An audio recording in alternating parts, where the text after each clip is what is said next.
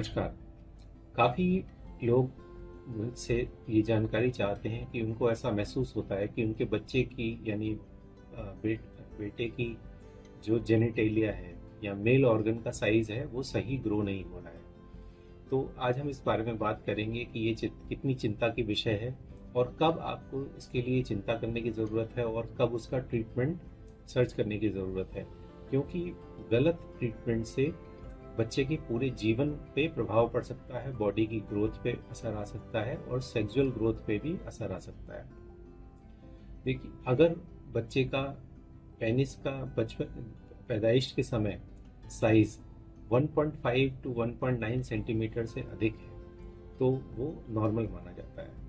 लेकिन अगर किसी केस में पेनिस की ग्रोथ एडेक्वेट नहीं लग रही है तो उसका एक सबसे कॉमन कारण है चाइल्डहुड ओबेसिटी, यानी बच्चों में मोटापा होना। मोटापे की वजह से पेनिस की लेंथ बॉडी एब्डोमेन के फैट के नीचे दब जाती है, जिसकी वजह से लेंथ कम महसूस होती है। बट अगर आपको लगता है कि आपके बच्चे के पेनिस का ग्रोथ ठीक नहीं है तो आपको एक ट्रेंड एंड्रोलॉजिस्ट या यूरोलॉजिस्ट से संपर्क करना चाहिए। वो जांच करके आपको बताएंगे कि क्या एक्चुअली ग्रोथ में कमी है या नहीं है। इसके बाद बात आती है कि क्या कोई टेस्ट करने चाहिए हमें और वो कब करने चाहिए। मोस्टली टेस्ट जो भी हैं अपने यूरोलॉजिस्ट या एंड्रोलॉजिस्ट की सलाह से ही करने चाहिए। बहुत सारे पेशेंट्स में मैंने देखा है कि वो अनट्रेन्ड लोगों से सलाह लेके हार्मोन टेस्ट करा के और बच्चे को हार्मोनल स्टिमुलेशन के इंजेक्शन और थेरेपी देना स्टार्ट कर देते हैं। समय से पहले और गलत इंडिकेशन से अगर ये चीज़ें करी जाती हैं तो बच्चे की ओवरऑल ग्रोथ पे बहुत बुरा प्रभाव पड़ सकता है।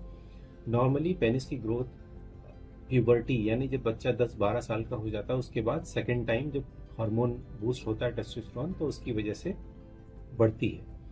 तो उस समय ही सही समय है टेस्टोस्टेरोन लेवल को चेक करने का। अगर वो कम है और ग्रोथ इनएडिक्वेट है तो सही मेडिकल सलाह के बाद ही कुछ सप्लीमेंट देने की ज़रूरत हो सकती है।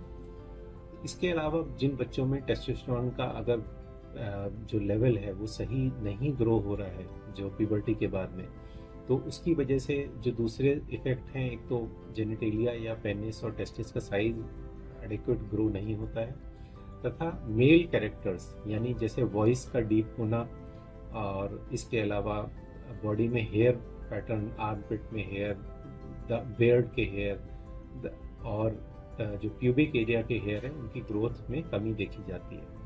तो अगर ये फैक्टर्स आपको दिख रहे हैं तो आपको मेडिकल सलाह लेनी चाहिए और सही सलाह के बाद ही कोई भी सप्लीमेंट या ट्रीटमेंट के बारे में शुरुआत करनी चाहिए।